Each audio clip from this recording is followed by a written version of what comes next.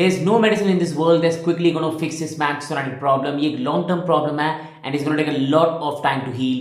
And मुझे लगता है बहुत सारे United fans have understood the situation now, चाहे डिजेक्टेड है चाहे डिसअपॉइंटेड है, बट आई थिंक बहुत सारे फैंस को पता है कि we have to grow through this pain, कि अगर हम चाहते हैं हमारा क्लब एक सही पोजीशन पे आए.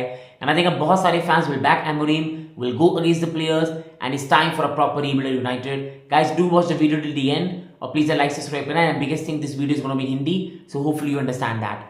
तो यार मैच यूनाइटेड की जब मैंने लाइनअप पे देखी इस मैच पे, आप अगर बैक थ्री का सिस्टम खेल रहे हो and you have wing backs in Mazraoui and Dalot, आप अटैकिंगली वो चीज नहीं प्रोवाइड कर सकते. और मिडल में अगर आपके पास दो मिडफील्डर्स हैं जिनकी लेग्स जा चुकी है, कासिमिरो एरिक्सन में, they getting old now, you are gonna get eaten alive by Bruno Guimaraes जैसे players, Tonali, Joelinton, physically mentally you can get torture. और ये टॉर्चर था. लाइक कोबी माइनो को मुझे लगता है स्टार्ट करना चाहिए, क्योंकि जैसे ही कोबी माइनो पिच पे आए दे लुक बेटर.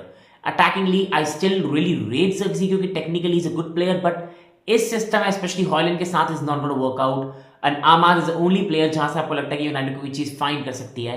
और अगर आप लाइनअप को अच्छे से देखो, it looks like a mid table team at best. Like Rashford को मुझे लगता है, चाहे अपनी प्राइड भी होना, United should not use awful factors के कारण throw him away in January. Let's be honest, he has not done well at United. He has gone down the pecking order. He should be sold. He's not really in the manager plan. वो like अपना best professionalism नहीं दिखा रहे. Let him go. Garnacho, like he's a good player, but Garnacho मैं नहीं कहूँगा कि उस level पे है कि he puts consistent performances and is a top young talent. United को अटैकर्स साइन करने पड़ेंगे, चाहे कोई मिस्टेक्स हुई है ट्रांसफर मार्केट में, but they need to go rectified. और कई प्लेयर्स साइन करने पड़ेंगे. He provides something different in the system. Back three में Leniero is a great prospect. Lisandro, big discussion needed, like injury problems and performances नहीं है. De Ligt is still the one, चाहे performances आ नहीं रही, I still think De Ligt could be big in the system. And Maguire, मैं कहूँगा again, he does well in a back three, but he's still an above average player or average player at best, and not a player that's going to play for a top 14. और ओनाना again आज कोई mistake नहीं है, but still I don't think is a top level keeper. और इस side को पूरा rebuild चाहिए. ये साइड मुझे वही चेल्सी की साइड रिमाइंड करती है जो 12th आई थी, कि हम जैसे ही मैचेस हारने लग गए थे ना, हमें भी पता लग गया था कि विन नहीं आने वाली. इस time to accept. Europa League है, बट अभी यूरोपा लीग का कहना बेकार ही है जब ये टीम एक भी मैच नहीं जीत पा रही.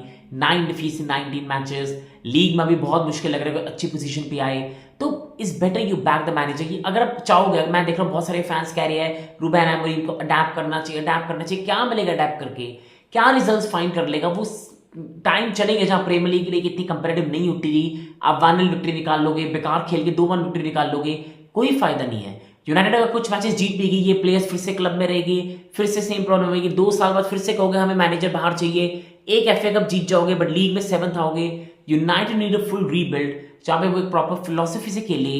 दे try to get back in the top 3, top 4 competing for league titles. और अगर उन्हें ये करना है, they need to go through this pain. और ये पेन जल्दी नहीं जाने वाली. January window, summer window, then एक और जनवरी विंडो, देन एक और समर विंडो, तब जाके सॉल्व होगी. चाहे next season they again come 6th, they need to back Ruben Amorim. I see what he's trying to do, but इस टीम में प्लेयर्स गुड इनफ ही नहीं जो बैक 4 में खेल ले, लेट अलोन बैक 3. ये टीम गुड इनफ नहीं है. और बाहर एक अमाद, कोबी माइनो, मैं कहीं कि अभी भी जर्सी कहना चाहता हूँ, बट इस डिफिकल्ट जर्सी हॉलैंड में से मैं कहूँगा सिर्फ एक player, Leny Yoro, I think is very very good prospect. मात्सुराई. और लाइक उसके अलावा अगर मैंने प्लेयर मिस कर ले, Garnacho can be good bench option. I don't think United में इतने प्लेयर्स हैं कि मैं कहूँगा they are good enough to be in the next part of the next phase of Manchester United, जो जाके लीग टाइटल से compete कर सकते हैं. They need to go through a rebuild, और उन्हें जाना पड़ेगा. चाहे आप इंडिया को क्रिटिसाइज करो, चाहे आपको they should be given time, but India अभी आई है. You have to give them 2-3 windows before you जज देम.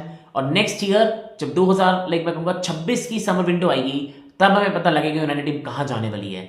तो होपफुली हम इस बात से करेंगे, क्योंकि आज के मैच में न्यूकासल डिस्ट्रॉयड देम. अगर हम पहले 30 से 40 मिनट की बात करें, the match could easily have been 3 or 4 or 5-0.